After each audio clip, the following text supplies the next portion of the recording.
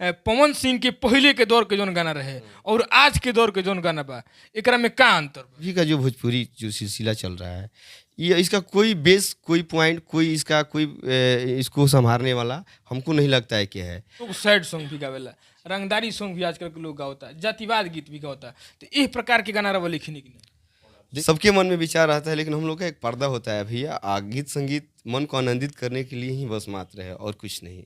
नमस्कार, रउरा देखतनी शताक्षी न्यूज और अभी हम मौजूद बानी आरा में, और हमरा साथ जे मौजूद बा ओकर कलम के ताकत हम ना बताई, पूरा भोजपुरी इंडस्ट्री जानता।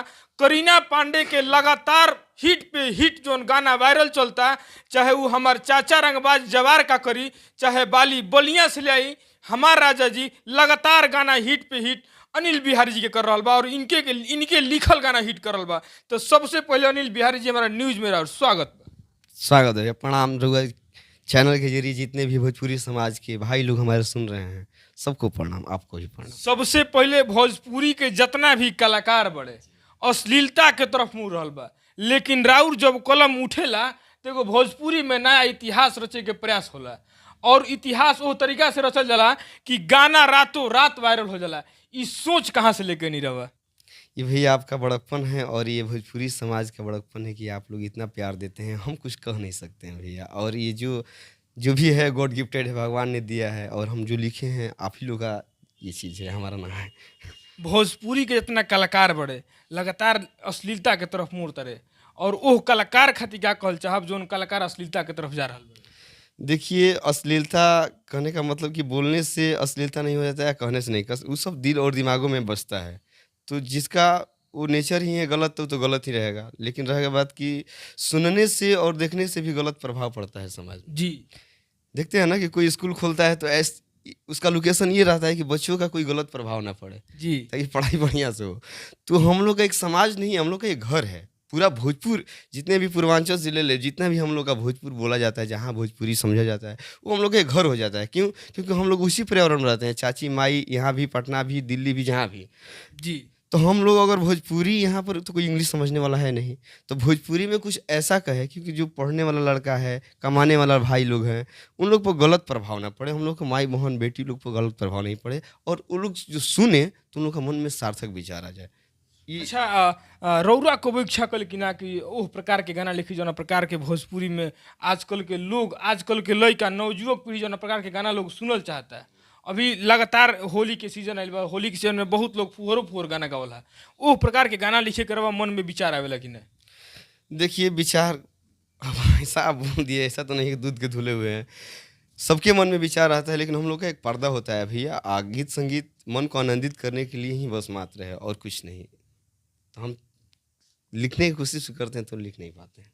तमाम जितना भी और गाना अभी बाज रहा बा, और हम तो अपना दर्शक के एगो दूगो गाना बतानी, लेकिन तमाम गाना रवा बताएं कि रवा अभी तक राउर गाना करीना पांडे और सुबिता पांडे दोनों बहन जोन बालो लगातार को गाना गावल हलो? गाना तो बहुत सारा म्यूजिक बन का भी रखाइल बा, कुछ गाना रिलीज भी बा। तो इससे अभी जोन रिलीज बताओ ना, के बताओ। बाली बलिया से करके गाना अभी रिलीज भइल बा। उसके बाद सिंगार का करी, राह चलीला तो टुकेला सोना राजा जी, ये गाना जो है वो एक ट्रेंड, क्या बोले उसको, बहुत दिनों का गाना था। तो करीना दीदी हमसे बोली थी कि बाबू ये गाना है, कि उसका एक मुखड़ा था और एक उसका अंतरा था। तो दीदी बोली कि ये गाना है, तो हम उसको गाना को पूरा किए। एक मेरा उसमें कंपोजिंग लाइन था कि सज के सवर के जब पेन्ही लगा हनवा, आ पड़ जाला फीका जब देला वो रहनवा, कि गईल मुश्किल भइल बा बाजार राजा जी, राह चलीला तो टोकेला सोना राजा जी।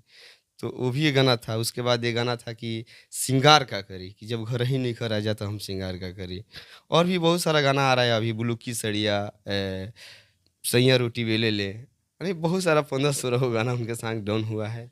तो अब धीरे धीरे आपको सुनने को मिलेगा। अच्छा, बहुत ऐसा कम राइटर होले जे अपन कमी होखे आ चाहे जोन भी अंदर खासियत होखे ओकरा के लोग बतावेला, और खुल के कनिए कि गाना बहुत पहले के ह, ओकरा में एगो अंतरा खाली हम जोड़ले बनी। ऐसन कलाकार बहुत कम मिलेले, यही के चलते भोजपुरी में आजकल विवाद होता है। बहुत सारा कलाकार ऐसा पड़ा कि जब गाना आई नू तो गाना भले उनको लिखल होके चाहे ना होके, बाकी लोग क्रेडिट लिखल चाहेला। देखिए, क्रेडिट का तो बात है। देखिए, ये तो बात है कि लोग क्रेडिट लेने के लिए इतना उथल पुथल करते हैं। तो मेरा भी ये चांस था कि हम भी क्रेडिट ले, लेकिन हम ये बात भैया ये इसलिए बोले कि वो मेरा चीज़ अपना नहीं है, तो हम उस चीज़ को क्यों अपना बोले। लेकिन हम ये चीज़ को बोलेंगे कि उस गाना को जो कॉम्प्लीमेंट करेंगे, देखिए जो भी आप सेंटेंस बनाते हैं, जी। पढ़ते थे स्कूलिंग टाइम में, तो एक सेंटेंस हुआ करता था कि सब्जेक्ट था, वर्ब था, ऑब्जेक्ट नहीं था। लेकिन ऑब्जेक्ट आएगा तो उसी का कॉम्प्लीमेंट होता है, क्योंकि वही वाक्य को पूरा करता है। जी। अगर वो नहीं डालिएगा, सब्जेक्ट और वर्ब रहेगा और ऑब्जेक्ट रहबे नहीं करेगा, तो वो सेंटेंस नहीं बनेगा। तो गाना तो एक अधूरा था। जी। तो मेरे पास जब आया तो हम उस गाना को पूरा किए और वो गाना एक बढ़िया बज रहा है, अभी पूरा ट्रेंडिंग। ओह तरीका से कहनी कि पूरा भोजपुरी के श्रोता भी पहुंच गई। वही बात है कि मान लीजिए कैसे राजमिस्त्री लोग होते हैं, कि सुबह को ईंटा नहीं लगता है तो उसको तोड़ के उसको थोड़ा सा फिट हो जाता है। तो वही प्रकार के उसमें हम काम किए हैं। और ये बात अब करीना दीदी और सुविधा दीदी जानती होंगी, और आप, अब हम कैसे बताएं। तमाम अभी भोजपुरी में लगातार जो लोग सैड सॉन्ग भी गावेला, रंगदारी सॉन्ग भी आजकल के लोग गावता, जातिवाद गीत भी गावता। तो इस प्रकार के गाना रवा लिखनी कि नहीं? देखिए भैया, आप क्या बोले, मेरे पास बहुत सारा गाना है और लिखते भी हैं। अब ये गाना आया था समरेश चौबे जी का कि हथियार का सफैया चला था, तो उस गाना में भी बहुत झिमझम वाला म्यूजिक है और सुनने में बढ़िया लगेगा। सैड सॉन्ग भी लिखते हैं भैया, और बहुत सारा गाना है। प्रमोद प्रेमी जी को ये गाना भी भेजे हैं, सोनू भैया से बात कल ही हो रहा था, तो बहुत जल्दी गाना सुनने को मिलेगा सबको।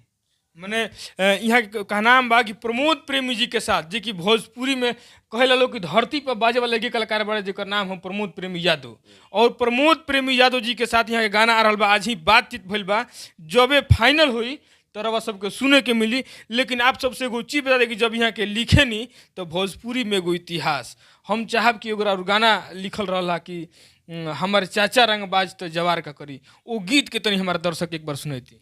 देखिए वो चाचा रंगदार वाला बात नहीं था, वो एक लड़की अपना हस्बैंड के बारे में बोलती थी कि हई पुलिस प्रशासन सरकार का करी, हमर सैया रंगदार तो जवार का करी, ऐसे करके गाना था वो। जी। एगो और गाना अभी शिल्पी उड़न बाज रजऊ गाना रहे, और शिल्पी राज के साथ खूब विवाद भइल कि गाना हमार ह, कोई कहल कि गाना हमार ह। रवा संग विवाद ना भइल, लेकिन रवा कलाकार संग विवाद भइल, जौन कलाकार खातिर रवा गाना लिख के देनी। तो वो विषय पर रवा का कहल चाह? देखिए उस विषय पर तो हम यही कहना चाहेंगे कि बहुत वेल एडुकेटेड आदमी जो हैं इस भोजपुरी इंडस्ट्री से जुड़े हुए हैं और अपना जो भरण पोषण है इसी से कर रहे हैं।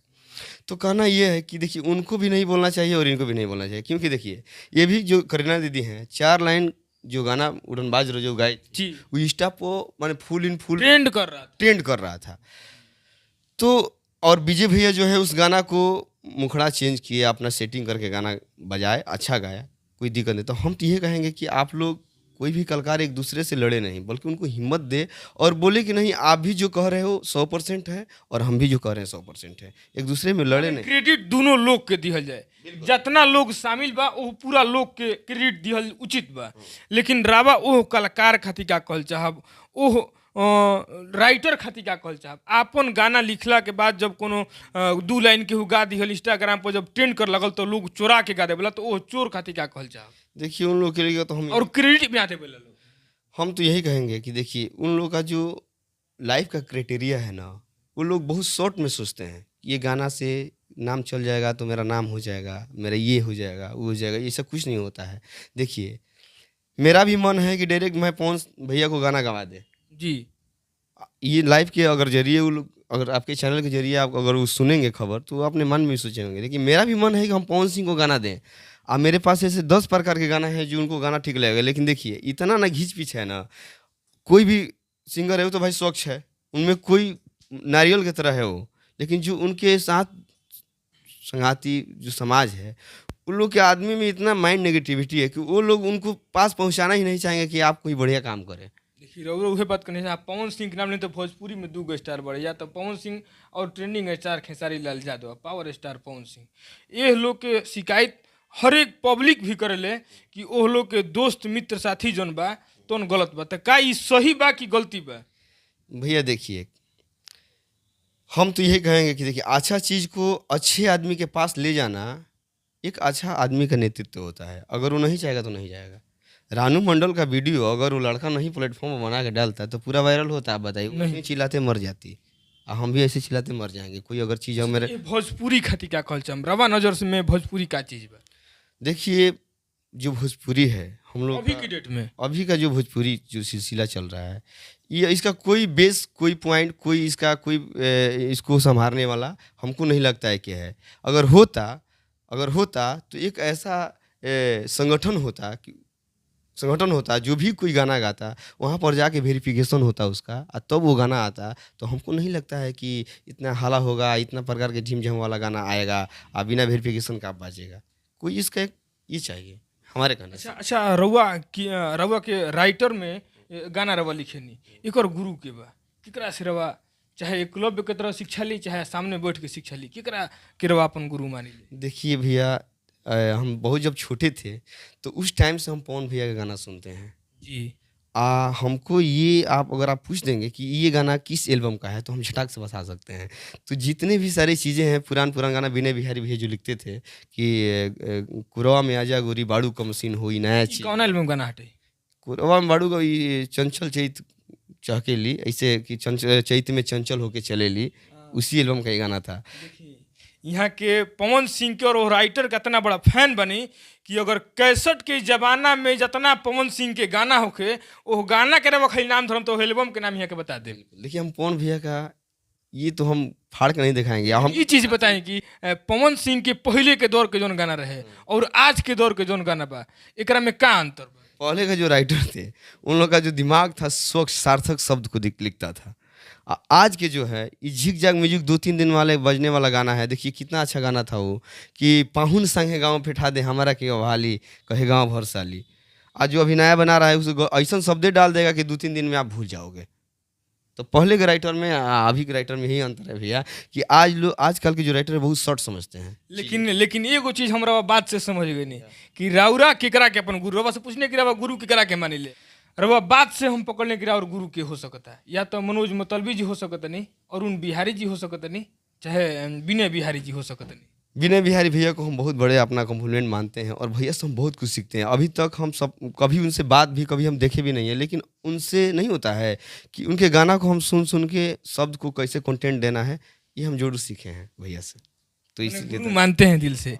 तो जाते जाते तमाम दर्शक श्रेवका के अपील कल चाह और ये भोजपुरी के तमाम दर्शक से हम यही कहल चाहब कि समस्त भोजपुरिया समाज भाई लोग अपन काम करते हुए अच्छा चीज़ के सुनी और अच्छा सोची और अपन परिवार खातिर हमेशा मेहनत करी। तब तक नमस्ते। चलिए बहुत बहुत धन्यवाद और फिर ऐसन के वीडियो और ऐसन के एपिसोड से मिलब।